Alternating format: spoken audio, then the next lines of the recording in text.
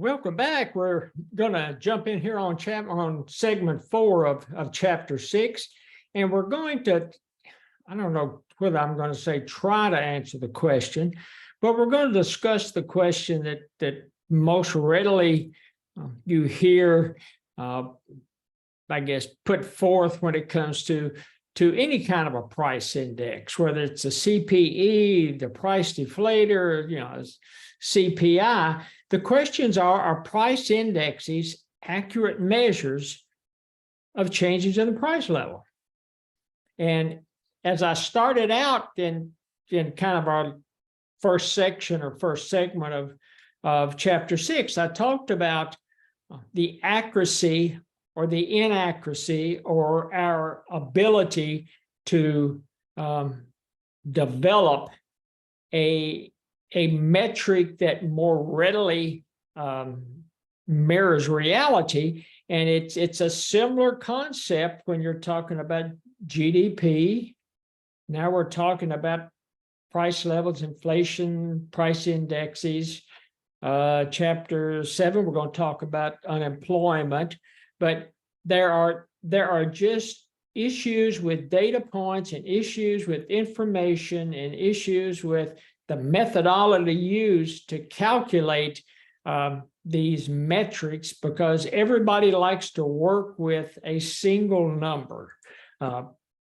Policymakers especially, they like a single number. Economists, they're okay with multiple options and assigning probabilities to multiple alternative approaches and along those lines. But policymakers in general like a single number to work. It's just easier for them, and it simplifies the process. So that's what we're going to talk about today or this afternoon in this segment, talking about the accuracy or do price indexes reflect reality when it comes to price level changes. And first thing to remember, there are, price indexes are summary metrics. Summary measures, and everybody understands there can be difficulties when you're using summary measures or summary metrics. And if you have a fixed basket of goods and services, CPI for the most part's fixed, PCE has some fluctuation. They try to stay up to date, and the price inflator also tries to stay up to date. So gives you, remember we talked about those differences in the basket that they were using. But if you have a fixed basket, you're more than likely either going to be overstating or understating your inflation or your price level. I mean, it's just, as long as there's not a lot of flexibility in the basket of goods that you're using for your price indexes, that's just inherent in your measure one way or the other. And so when we're talking about the CPI, the first thing is there's no change for consumer responses to changing relative prices. So if you remember when we were talking about substitutes or alternatives, what are some substitutes? Pork and beef, coffee and tea. As the price of as coffee goes up, you're not surprised to see the demand for tea go up, because it's a substitute. Most people, while they might not rather have a cup of tea as opposed to a cup of coffee, prices and substitutions, as prices go up, the demand goes up for the substitute. As they come down, it comes down. So there is no opportunity in the price index to account for the substitution effect and how the substitution effect impacts your disposable income, my disposable income. So it's the disposable income, that substitution effect impacts disposable income of the consumer. So as long as it's a fixed basket, it just doesn't offer the opportunity to include that substitution effect. And then secondarily, it excludes new goods and services. And it's mostly, so if the substitution effect or the lack thereof is considered a substitution bias, then if you can't include new goods and services, that's almost like a new product bias. And that's going to overstate inflation. Just think about if the basket's fixed, but just take technology and the computer. As computers have improved, and they are improving exponentially, same thing with cell phones exponentially, same thing with big screen TVs. All of these types of goods and services, just the new products and new pricing, it's all in, it's just exponentially increasing and improving. And as long as you don't change that basket of goods and services, or you change it infrequently, that's going to kind of bring in that new product bias, and it's going to overstate inflation, because it's going to make it seems like we're spending more money, or the prices are increasing over time, when it may be just it's a new product and they provide a greater range of bells and whistles on that new product.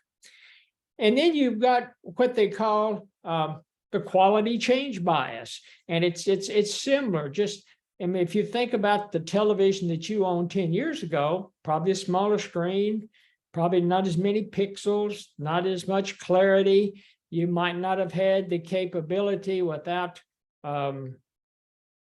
some type of technological mechanism to stream Netflix and Hulu and BritBox and all of these streaming services. So you're changing in quality, getting better pictures, clearer crystals, sound, pixels, the whole ball of wax on that TV.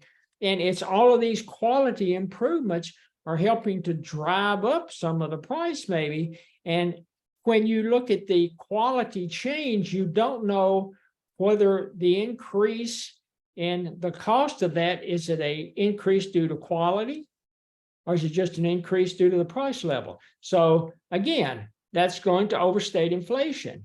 And the last thing, and one thing that maybe a lot of people, and maybe if you're a policy maker, maybe you don't think along the same lines that I do. So it's not reflective of the stores you go to or your shopping preferences. And I'm cognizant of the fact that I'm not a brand shopper. I mean, to me, if I think I'm getting quality at a store and I'm getting the price that I like at that store, then that's the store I'm going to shop at. And I'll take Trader Joe's and Aldi's. Both of them are stores that, I think German brothers, one started Aldi's, one started Trader Joe's. And if you look at the products or look at the packaging, so you go in, if you're used to going to Trader Joe's and then you go into Aldi's shopping, the first thing you notice is what appears to be a similar product is priced significantly lower. So you're getting more for your disposable income when you shop at Aldi's as opposed to Trader Joe's. Same thing you will find with Walmart. Compare Walmart to, well, in Atlanta, it's Publix and it's Kroger's. But if you compare, Walmart, they're carry similar items, significantly lower prices. And so why not go to Walmart and shop as opposed to paying a premium by going to Kroger's and say Publix? Similar, there's also places like Dollar General, which they have kind of overstock and overflow, but at exceptionally reasonable prices. You got TJ Maxx, Marshall's, Home Goods, competitors in some of these markets with like Macy's and some of, Nordstrom, some of your major department stores. And the CPI doesn't include that in the bundle of goods. They are surveying members, are surveying households, are trying to grab all of this information, trying to collate it, trying to bring it together. And the CPI, just because of the inflexibility of that bundle of goods that they're trying to price, it overstates your inflation. And it's just a product of the way that the bundle of services is structured. They did mention something along the line, said Bureau of Labor and Statistics have started using something called a chained consumer price index, which is supposed to take care of the substitution bias. I don't think it's entirely taking care of it at this point, but at least the BLS is trying to find some type of an alternative approach to try to tie these together. And the reason we spend time talking about I don't say the inefficiencies, just the potential issues with the consumer price index, or any price index for that matter, is once you get out, and I don't want to feel like I'm beating a dead horse, but once you get out into the marketplace and you start negotiating either for your employer, or you may have a government position, or you're just trying to negotiate prices for yourself, when you get that initial contract or when you get your renewal contracts, it's going to be extremely important to understand what's going on with the CPI. And then also when you get to, 65 and go on, Social Security ties their annual increases in the dollars that you will receive to some of these price indexes. So you want to understand how Social Security is playing with your retirement money. I mentioned the healthcare contracts.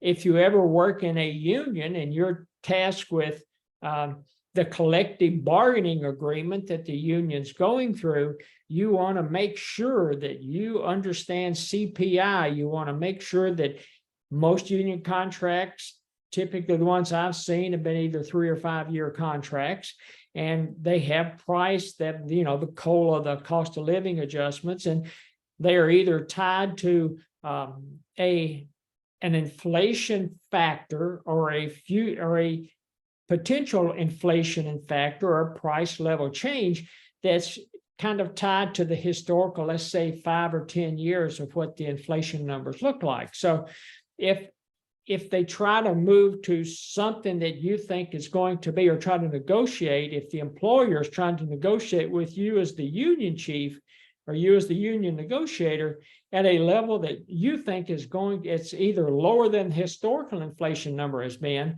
or it's lower than what you think the future inflation numbers are going to be over the next 3 to 5 years, you want to make sure that you have the information that you need and understand these wage inflators so that you can negotiate a more member-centric contract for the other individuals in your union. So again, trying to help individuals in this class build that toolbox, so when you get out into the marketplace, you want to make sure that your employer views you as a valued resource.